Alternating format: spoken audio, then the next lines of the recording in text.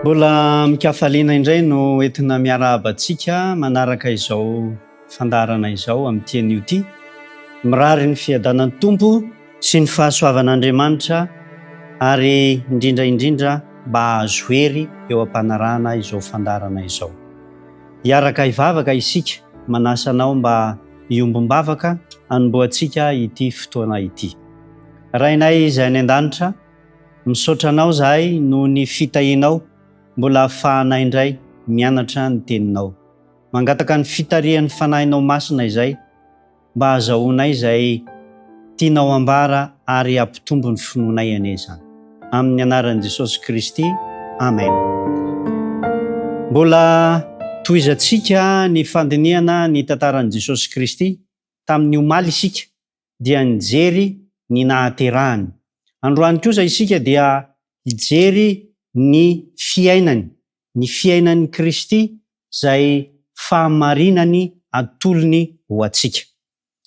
Rehefa nanota isika olombelona dia tonga Jesosy Kristy irak'Andriamanitra hanafaka atsika amin'izany fahotana izany. Ny nahatongavan'i Jesosy Kristy zany dia hanafaka atsika. Zao no voasoratra ao amin'ny filazantsara araka ny Matio toko voalohany ny andininy faha-1 amby 20. Matio toko voalohany ny andininy faha-1 amby 20. Ka hiteraka zazalahy izy ary ny anarany atao hoe Jesosy, fa izy no hamonjy ny olony ho afaka amin'ny fahotana. Ny nahatongavan'i Jesosy zany dia hamonjy ny olona ho afaka amin'ny fahotana, fa tsy sanatria ahafahan'ny olona manota misimisy kokoa araka izay mety ho fiheverany hafa azy. Fa ny nahatongavan'i Jesosy dia hamonjy antsika ho afaka amin'ny fahotana mba hahatonga antsika tsy hanota intsony. Zay zany no nahatongavan'i Jesosy Kristy ary nalai-panahy izy, nasehony tamin'io fahatongavany io fa izy hamonjy ny olombelona dia nafahany tamin'ireo izay nahalavo antsika olombelona. Aka ohatra isika, hitantsika ao amin'ny Matio toko 4. Matio toko 4 ka ny andininy 13 ka hatramin'ny 14. Zao no fivakin'ny teny. Matio toko 4 ka ny andininy 13 ka hatramin'ny 14. Dia nanantona ny mpakafanahy ka nanao taminy hoe, raha zanak'Andriamanitra ianao, dia teneno ho tonga mofo ireto vato ireto. Fa izy kosa namaly ka nanao hoe, voasoratra hoe, tsy ny mofo ihany no veloman'ny olona, fa ny teny rehetra izay aloky ny vavan'Andriamanitra. Fihinanana no nahalavo ny olombelona ary tonga tetỳ tany Jesosy Kristy mba hanafaka atsika amin'izany fahalavona, amin'izany fahotana izany. Nasehon'i Jesosy Kristy tamity izay fakapanahy ny amin'ny fihinanana ity, fa aleon'i Jesosy Kristy ny hafy, aleon'i Jesosy Kristy ny aritra tsy mihinana izay sakafo toy izay hiaran'ny fahavoazana noho ny fandikana ny didin'Andriamanitra. Azon'i Kristy atao tsara ny nanova ny vato ho tonga mofo. Saingy mba hatanteraka ny famonjena antsika dia aleon'i Kristy ny aritra ny anoanana ary ny hafy fahoriana mba handresena ny fakapanahy izay nahalavo antsika, dia tsy inona izany fa ny fihinanana izany. Ary havana malala, aleon'i Jesosy Kristy tonga olombelona nitondra ny otantsika ary nandresy ny fankapanahy rehetra tao anatin'izany ny fihinanana, ary naka ny toeran'ny olombelona malemy izy nandresy an'izany fankapanahy izany mba azahoany manafaka atsika, dia noporofoin'i Jesosy Kristy zany. Tsy ampy ny mpakafanahy anefa zany, fa mbola nampitomboiny misimisy kokoa ny fakapanahy. Ao amin'ny andininy, eo amin'ny andininy manaraka zay hitantsika eo amin'ny Matio 4 io dia ao amin'ny andininy 5. Dia zao no ambaran'ny soratra masina. Matio 4 ny andininy 5. Matio 4 manomboka hatreo amin'ny andininy 5 ka hatramin'ny 9. Ary ny devoly nitondra azy nakany amin'ny tanàna masina ka nampitoetra azy teo atampony tempoly. Dia nanao taminy hoe, raha zanak'Andriamanitra ianao, mianjera any ambany any, fa voasoratra hoe izy andidiny anjeliny aminao ary eny an-tanany no hitondran'ireo anao. Fandrao tafitohina amin'ny vato ny tongotrao, hoy Jesosy taminy. Voasoratra hoe koa, aza maka fanahy any Jehovah Andriamanitrao.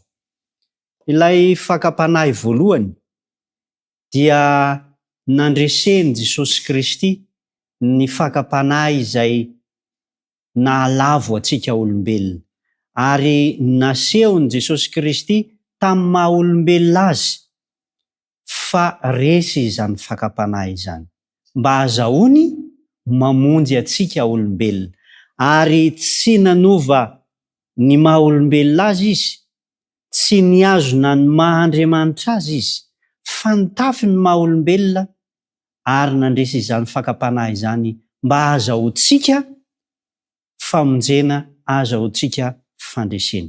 Eto amin'ity fakapanahy faharoa ity dia naka fanahy azy ny devoly mba hampiseho indray hanao zavatra izay fantatra fa avoa, hanao zavatra fa hitera-doza izany zavatra atao zany, kanefa rehefa avy eo dia hanery an'Andriamanitra mba hamonjy sy hanao fahagagana indray. Matetika koa dia misy ny toe-javatra tahaka izany. Manao efa fantatsika dia manao zavatra tsy araka ny sitrapon'Andriamanitra isika. Fantatsika fa zavatra efa hitera-doza ny zavatra atao, kanefa rehefa avy eo tsika dia hitaky ny famonjen'Andriamanitra, hitaky ny fitahian'Andriamanitra. Nolavin' Jesosy Kristy zany, ary nolazain' Jesosy Kristy fa tsy azo atao ny maka fanahy an'Andriamanitra. Resin' Jesosy Kristy ireo fakapanahy marobe zay fomba ataony devoly andavona antsika olombelona amin'ny fanaovana ny sitrapontsika mba azahoana maka fanahy an'Andriamanitra. Ry havana malala, tonga tety Jesosy hamonjy antsika ho afaka amin'ny fahotana, na amin'ny fihinanana, na amin'ny fanaovana ota sahisahy, ka rehefa avy eo hitaky ny famonjena, na ny fanasitranana, na ny fahagagana avy amin'Andriamanitra.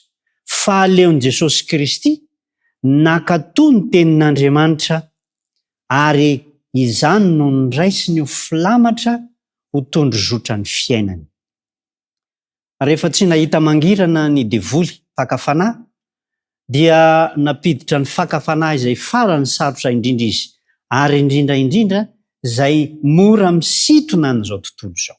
Zao no ambarany ao amin'ny andininy 9. Matio 2 ka ny andininy 9. Matio 2 ka ny andininy 9. Ary ny devoly nitondra azy indray nakany an-tendrombohitr'avo ka naneho azy ny fanjakana rehetra eo amin'izao tontolo izao mba mivoninainy. 7. Dia nanao taminy hoe, izao rehetrarehetra izao dia homeko anao raha iakohoka eto anatrehako ianao. Eo amin'ny 10 dia namaly Jesosy Kristy. Eo amin'ny 10 amin'ny Matio 2. Fa hoy Jesosy taminy, mandehana ianao ry Satana, fa voasoratra hoe, Jehovah Andriamanitrao no iankofanao ary izy irery ihany no tompoinao. Rehefa naka fanahy an Jesosy Kristy tamin'ny fomba roa, tamin'ny fihinana, tamin'ny ota sahisahy, ny mpakafanahy tamin'ity faran'ity izy dia tsy nanafina ny mahampanohitra an'Andriamanitra azy. Nolazainy fa raha miankohoka eo anatrehany Jesosy Kristy dia omeny azy izao tontolo izao. ampiasain'ny Satana koa zany ankehitriny. Resiny Jesosy Kristy izy, ary tsy niady hevitra tamin'izany Jesosy Kristy fa hozy izy Kristy hoe mandehana ianao Satana. Raha vao resaka ka fiankohofana tsy amin'Andriamanitra, tonga dia nilaviny Jesosy Kristy. Ankehitriny mampiasa izany fomba fiasa izany koa Satana amin'ny fihinana, amin'ireo fanaovana otasasa na fanaovana zavatra ka hita zao efa mamotika na manimba ny tenantsika, dia rehefa avy eo angatahana fahagagana amin'Andriamanitra, nilaviny Kristy izany. Ary ny farany dia fanambatambazana amin'ny alalan'ny voninahitra sy ny harena eto amin'izao tontolo izao. No laviny Jesosy Kristy izany. Nandresy Jesosy Kristy ary tsy nanote izy mba hahazahoany mamonjy antsika. Nandritra n'ireo fotoana ireo dia nitafy ny maha olombelona izy ary nifoanany ny maha-Andriamanitra azy. Tsy nisy hery hafa ankoatra ny maha olombelona mba hahazahoany mamonjy antsika. Niatitra ny anoanana izy satria 70 andro sy 70 alina tsy nihinana, kanefa dia nalay-panahy tamin'ny sakafo. Resiny zany, noreseny tsy maintsy nandresy an'izay nahalavo atsika izy mba hahazahoany mamonjy atsika. Zao ny voasoratra ao amin'ny Filipianina 4:17. Filipianina 4:17. Fa nifoanany ny tenany ka nakany ny endriky ny mpanompo sy nahatongavany ho manam-pitoviana amin'ny olona, mba hahafahany mamonjy ahy, mba hahafahany mamonjy anao. Dia nifoanany Kristy ny maha Andriamanitra azy fa nitafiny ny maha olombelona, ary tsy maintsy nandresy ny fankam-panahy rehetra izy mba hahazahoantsika fandresena, mba hahazahoantsika olombelona efa lavo indray ny famonjena. Ry havana malala, ny fiainan'ny Kristy dia fiainana feno fankatoavana, ary zany fiainana feno fankatoavana nananan'ny Kristy izany no iriny hatafiny ianao mba ho olona tahaka azy ianao. Zao no voasoratra ao amin'ny Romanina 9:9. Romanina 9:9. Fa izay tsy hainy lalàna satria nofo nalemy azy, dia vitan'Andriamanitra tamin'izy naniraka ny zanany, naka ny endriky ny nofo ota sy amin'ny ota ka nanameloka ny ota tao amin'ny nofo. Vitan'Andriamanitra ny amonjenantsika tamin'ny nanirahany an' Jesosy Kristy nitafy ny maha olombelona mba hanavotana ny olombelona izay latsaka tao anaty fahotana. Miantso atsika ny soratra masina fa aoka isika hanatona an' Jesosy Kristy, aoka isika hiray aminy mba hahazahoantsika mandresy, aoka isika hiara-mandeha aminy mba hahazahoantsika izany fandresena nananana izany. Manome toky izy fa efa nandresy an'izao tontolo izao, ary izay miaraka aminy dia tsy maintsy handresy an'izao tontolo izao ihany koa. Dia ireo fankam-panahy, satria izany no nahatongavan'i Kristy dia hamonjy atsika ho afaka amin'ny fahotana. Zao ny voasoratra ao amin'ny Jaona 5:7. Filazantsara araka ny Jaona 5:7. Izany teny izany no lazaiko taminareo mba hanananareo fiadanana amiko. Aty amin'izao tontolo izao no ahitanareo fahoriana kanefa matokia. Izaho efa naharesy izao tontolo izao. Afaka ny andresy an'izao tontolo izao ao amin'ny Kristy isika. Ary ny fahamarinan'ny Kristy, ilay toetrany tsy nanota, dia afaka atolony ianao raha manaiky handray izany ianao. Zao no voasoratra ao amin'ny Petera voalohany. Petera voalohany 2:2. Petera voalohany 2:2.